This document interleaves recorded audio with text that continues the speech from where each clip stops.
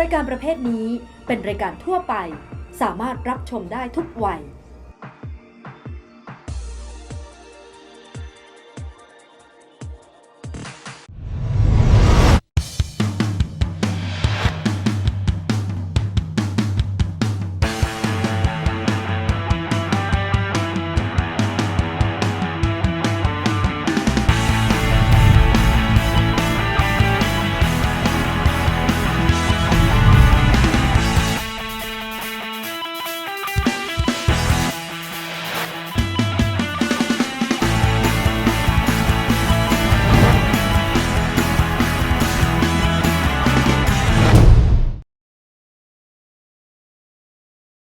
สวัสดีครับผมยอดตันติอนุนนท์กับรายการ Lunch Break วันนี้ครับท่านผู้ชมผมได้รับเกียรติอย่างยิ่งเลยนะครับจากท่านเอกอัครราชทูต Enno Drofenik ท่านเอกอัครราชทูตออสเตรียประจำประเทศไทยวันนี้เราจะมาร่วมพูดคุยกับท่านพร้อมแลกเปลี่ยนความคิดเห็นและทานอาหารเนื่องจากวันนี้เป็นวันพิเศษครับผมต้องขออนุญาตสัมภาษณ์ท่านเอกอัครราชทูตเป็นภาษาอังกฤษเดี๋ยวเราไปชมกันครับ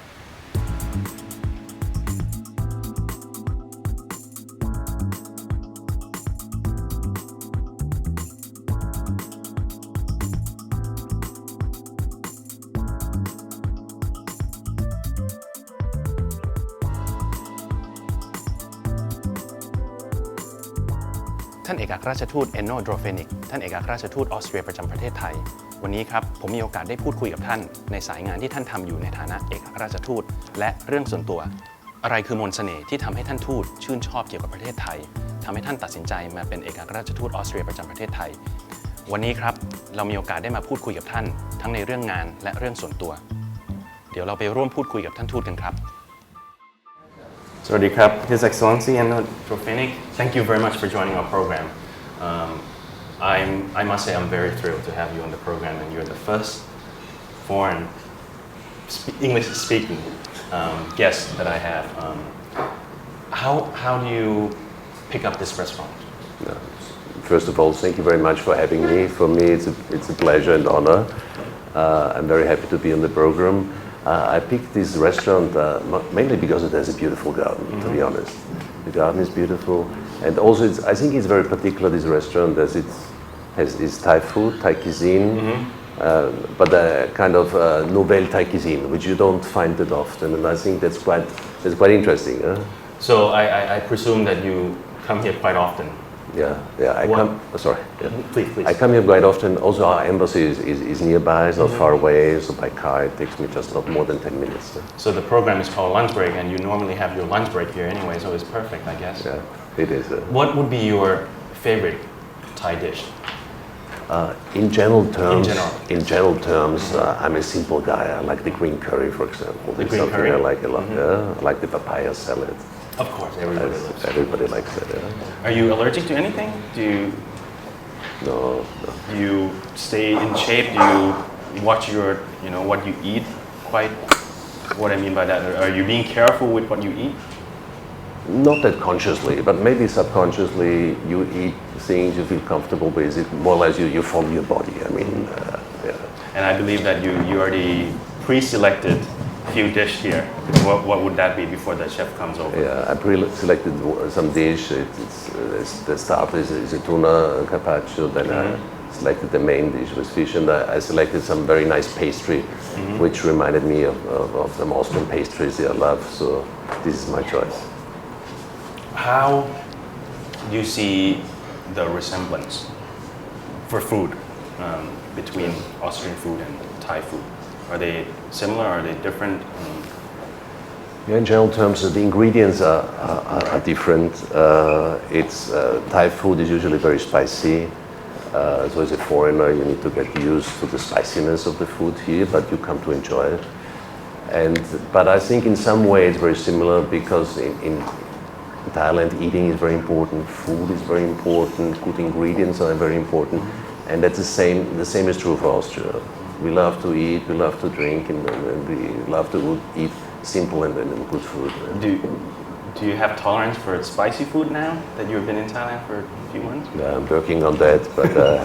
Sorry, you've been the ambassador, Austrian ambassador to Thailand for how long now? I came here August last year. That makes it now 9 months. And I'm also in charge of Myanmar, Laos, and Cambodia, but I'm residing here in Bangkok. Before you took the position of being the ambassador, how often do you have a chance to come to Thailand? Yeah. Unfortunately, only once before. It was 13 years ago. And 13 years ago. 13 years ago, so quite a while ago. And I traveled for 3 weeks through the country, Phuket, Sukhothai, Kanchanaburi. I remember I liked most Sukhothai because we rented some bicycles and we going next to the rice fields, saw these beautiful temples. It was a completely different experience than as a tourist and now as the ambassador. What challenges do you see? Do you get sort of a culture shock that you have to be here for another, a bit over 3 years for your term? No, actually not. I was very much looking forward to come here, and I still enjoy it a lot. It's professional, it's very interesting because this region is very interesting. You have the Asian Economic Community coming soon. A lot of people say the 21st century is a century of Asia. It's a very interesting place to be. And also I enjoy being here for the same reasons why every year like more than 100,000 Austrians come to spend their holidays. It's a beautiful place. You have tropical climate, you have a beautiful sea, and the people are very friendly. So you perceive the what we call the hot weather as something that you prefer as your advantage as an ambassador. Would that be correct? Yeah. Coming from a country where you have sometimes quite long winters, and it's really something you enjoy here. It's a hot weather, it's something we enjoy because it's different, and I think it's pleasant.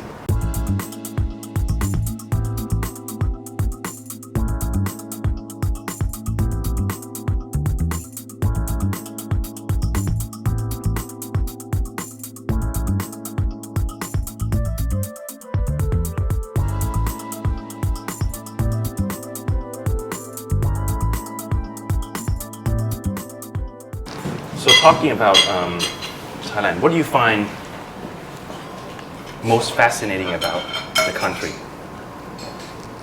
Talking about Thailand, I think what's really fascinating about this country is, if you look back the last decades, is the speed of the economic development. And if you look at Bangkok now, it's like it's a big international city where you have everything you need and infrastructure is great. So I think this is quite impressive.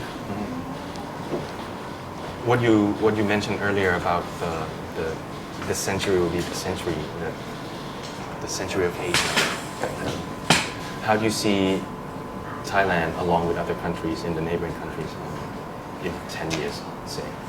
Where do you see us heading? Speaking about Asian century, I think on the one hand, it's a population growth in this area.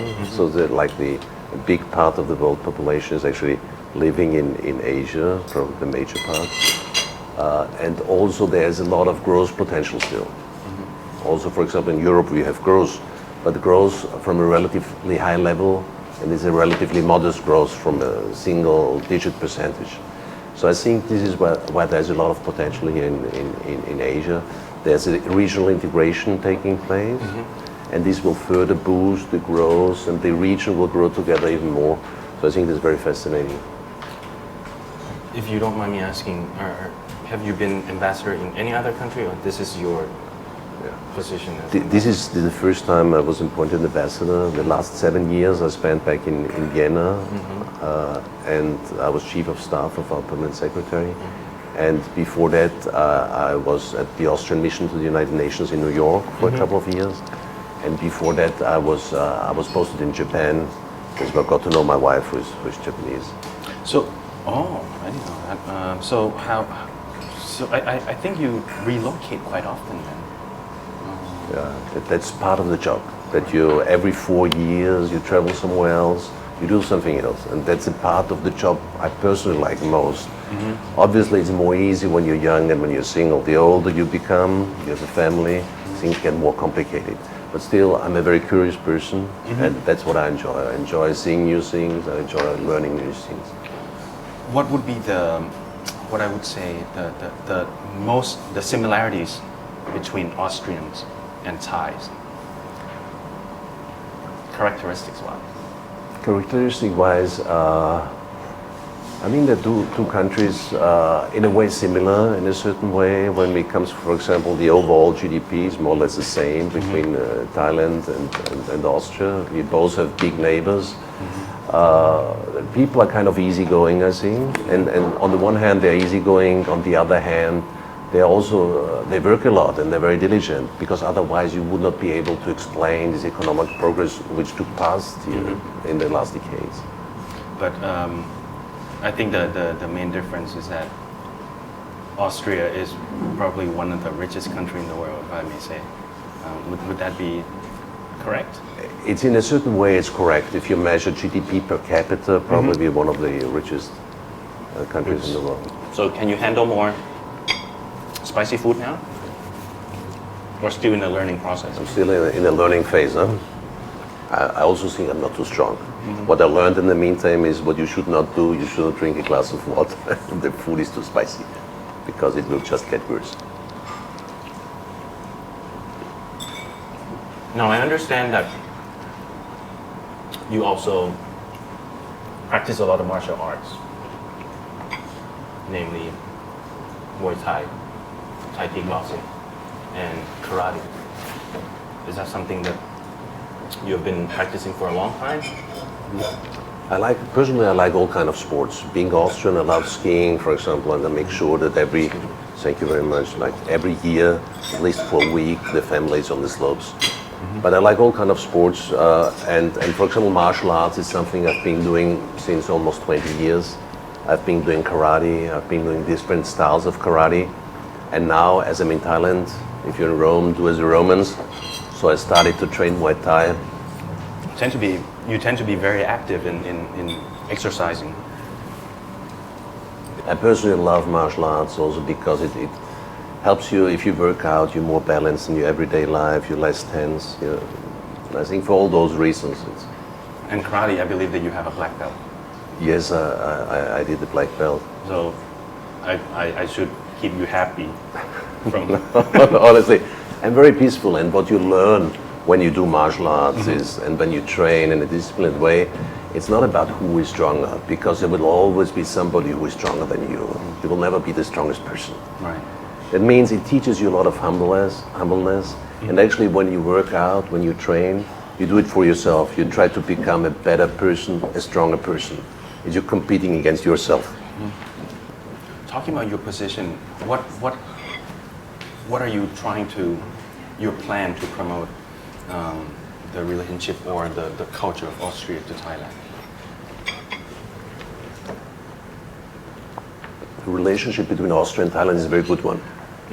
Long-standing ties between the two countries. 150 years ago, the first consular representation was opened here in Thailand. Relationship is good. We have a lot of Austrians coming here as tourists, so we have to, as an embassy, we have to take care of these people. There's a lot of business going on. Austrian companies employ here more than 20,000 people. There's a lot of foreign direct investment, so there's a business side to the whole thing. As an ambassador, certainly I try to support all those activities, but what I see as a priority is also in the sense of public diplomacy, like informing decision makers, informing the public what we as Austria can offer. Be it, for example, when we talk about renewable energy, sustainable energy in Austria, like 70 to 80% of our energy production is renewable energy. It's hydropower and biomass. For example, this is one thing. Another thing is education, which is very important because, I mean, maybe the most important thing at all. Talking about renewable energy and sustainable energy, is it something that you think there's a good approach, to bring the experience in Austria to apply in Thailand? Would that be something applicable? Actually, it's already happening. It's a good thing. There's, for example, one gasification plant already, which was opened here in Thailand, outside of the capital. We opened another plant. So this is something we also will promote because I think that's the future. No?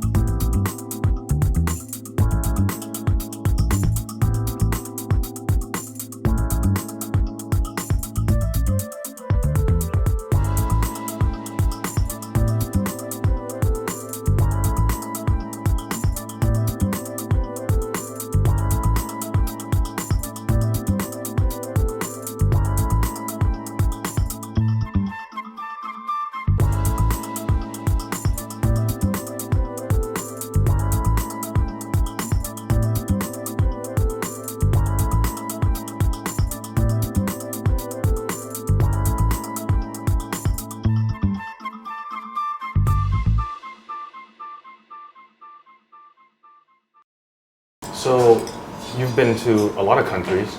How many languages do you speak? You know, German is my mother tongue. Then I speak English, Spanish, and French.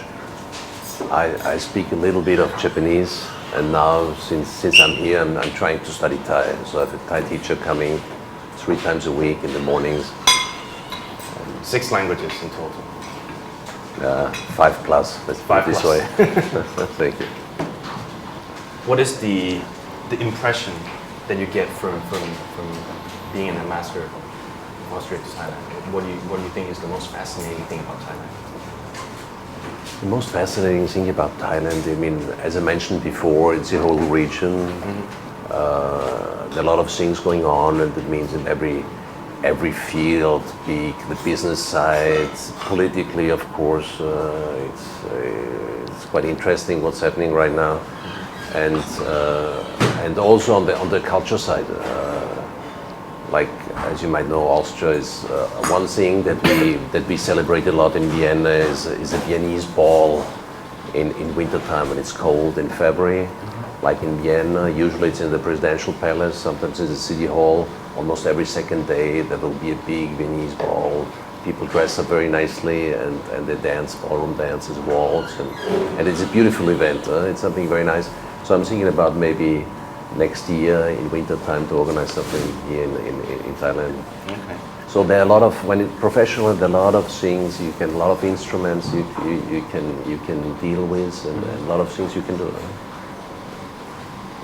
I think I cannot resist that I have to ask you this question. That with the ongoing political situation in Thailand,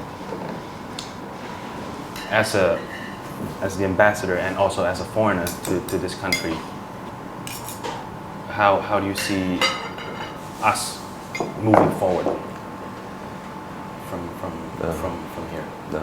I mean, as an outside observer, it's always difficult to judge. I mean, this is obviously a very tense political situation, and I would wish that the situation will be overcome very soon. I think it's up to the people of Thailand to solve this issue, but I personally think it must be solved, first of all, in a peaceful way, because no more people getting injured, no more casualties. I think it's very important. It must also be solved in a democratic way.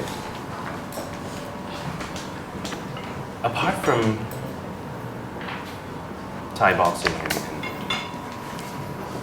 karate, what kind of other sports do you do, or what other hobbies do you have? Apart from sports, I love reading. I mean, I take care of the family. One of the most beautiful things is certainly Sunday morning reading a newspaper on my terrace, peacefully. You get homesick? Do you get homesick? Not really. I mean, when you live abroad, this is a beautiful place. I love being here. I don't miss Austria as such. What you always miss in a certain way is your friends from back home. As the ambassador, what is your biggest objective that you're trying to achieve during your term about Thailand?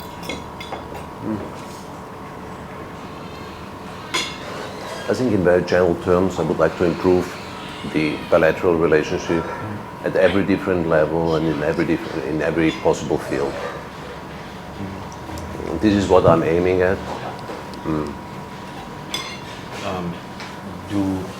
Do Thailand and Austria do a lot of business together? They do. On the one hand, you have a lot of foreign direct investment, like more than 500 million euro in Thailand coming from Austria. On the other hand, you have trade is quite active. It's all in all, I think, probably like 700 million euro per year as a trade balance, which is at the moment Thailand is exporting more goods to Austria than the other way around, but it's in a way overall it's quite balanced. So an important thing definitely are the negotiations for the free trade agreement between the European Union and Thailand, which are in the pipeline, which are being held. Now that you're living in Thailand, I think with everything that's going on around Bangkok, there's a certain degree of seriousness of it. But usually when being a foreigner living in other countries, the news that being viewed is much more serious. And I'm sure, of course, that your family, your relatives abroad will probably contact you, like saying how you are, how is everything in Thailand, blah blah blah. How do you explain to them that actually it's quite okay? Is it something that really worries them? No, you're certainly right. I mean, as a media person, you're aware. Whenever you report on something at the international level, it's like a magnifying glass. Yeah, right. You know, you have these reports in Austria, and last year, sometimes almost every day, the biggest headline in Austria was the situation in Thailand and in Bangkok. So people were very worried, and as you mentioned, a lot of people were calling me if I'm okay. And at the personal level, of course, I'm okay, no? But we all do hope that this thing will be solved in a peaceful way. Because what would be the sort of a perspective that if something were to happen to change, to improve the character of Thai people, that will completely change this country around in a much better way, in a single word or a single explanation, how do you understand my question? Like if you were to change one character of Thai people, what would it be? And I wouldn't change the character of Thai people. If you have, basically everywhere in the world, people are the same. They're socialized in a different way, but people have the same needs all over the world, and people are more or less, look at the big picture, the same. So I wouldn't change the Thai people as such. But what is very important is that you have functioning checks and balances, that the institutions function well. If your institutions function well, if you have a democratic system, if you have a working constitution, then things will work well. Who is your, as you're growing up and you know being so intelligent, taking the position of this ambassador, who's your role model as you're growing up? Honestly, I never had a kind of a single role model. I mean, you see traits in some people that you admire, that you kind of copy, that you're inspired to be. But actually, it's a lot of different traits that you see in different people. But there's not a single role model.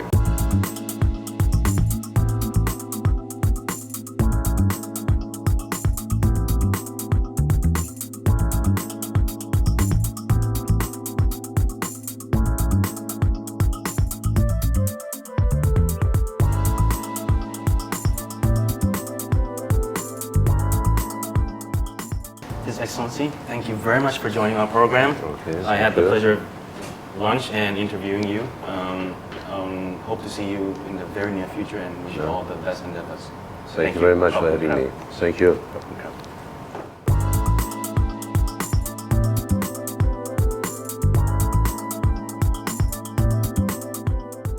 สำหรับรายการ Lunch Break ในวันนี้นะครับผมเชื่อว่าคุณผู้ชมคงได้แง่คิดดีๆจากท่านเอกอัครราชทูต Enno Drofenik ท่านเอกอัครราชทูตออสเตรียประจำประเทศไทยและที่สำคัญครับขอขอบคุณอาหารอร่อยๆจากเชฟเอียนร้านอิสยาสยามิสคลับรอบหน้าแขกรับเชิญพิเศษจะเป็นใครเขาจะพาเราไปทานที่ร้านไหนห้ามพลาดครับ